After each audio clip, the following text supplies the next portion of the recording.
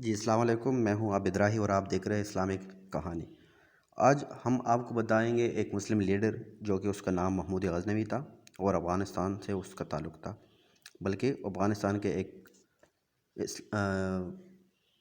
مسلمان حکمران تھا۔ محمود غزنوی افغانستان کے ایک علاقے غزنی کا حکمران تھا۔ اس کے دور حکومت میں غزنی ریاست نے ایک سلطنت کی شکل اختیار کر لی۔ اس نے 977 عیسوی سے لے کر 1030 عیسوی اپنے وفات تک حکمرانی کی۔ محمود غزنوی کے ہندوستان پر حملے مشہور ہے۔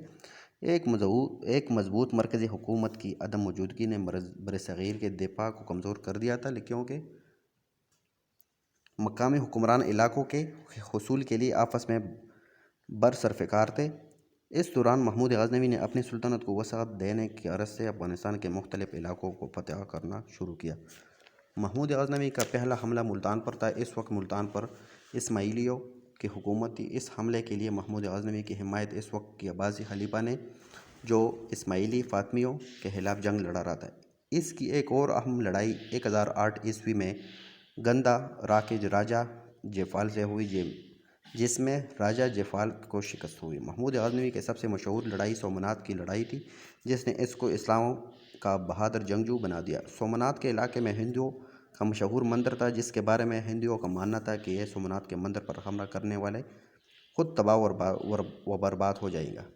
محمود غزنوی نے مندر پر حملہ کیا اور اس پر قابض ہو گیا۔ 25 سالہ عرصے میں کیے گئے 17 حملوں میں محمود غزنوی نے ملتان میں تور اور دوسرے علاقوں پر فتوحات حاصل کیے۔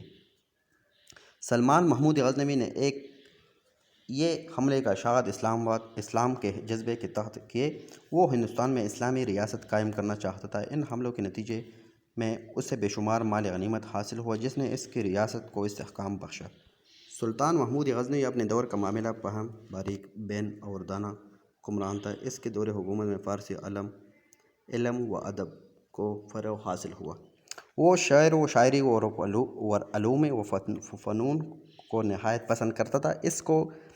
اس کے علم کی شہرت دور دور تک پھیلی ہوئی تھی۔ ہندوستان سے جو دولت محمود غزنوی کے ہاتھ آئی، وہ شہر غزنی کی خوبصورتی اور علوم و فنون کو فروغ دینے کے لیے استعمال کی گئی۔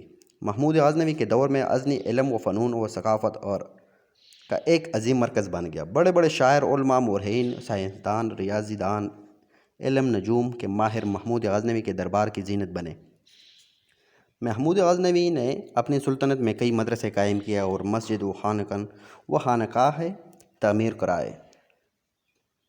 علاوہ ازیں عجائب خانے اور کتب خانے بھی قائم کیے۔ غزنی میں ایک خوبصورت مسجد تعمیر کرائی اور اس کے